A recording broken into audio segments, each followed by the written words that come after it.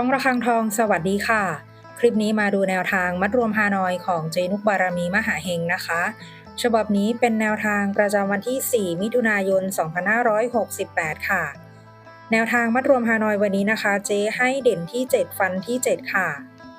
78 76 72 ตัวเน้น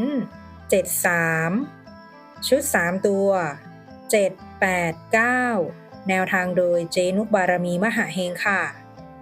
แนวทางมีเข้ามีหลุดนะคะ ถ้าใครเห็นเลขแล้วชอบค่อยตาม แต่ถ้าไม่ชอบปล่อยผ่านก่อนได้เลยค่ะ ฝากกดไลค์ กดแชร์ กดติดตาม พร้อมกดกระดิ่งแจ้งเตือน เพื่อที่จะไม่พลาดคลิปใหม่ๆ จากช่องระฆังทองด้วยนะคะ ขอบพระคุณทุกท่านที่เข้ามารับชมค่ะ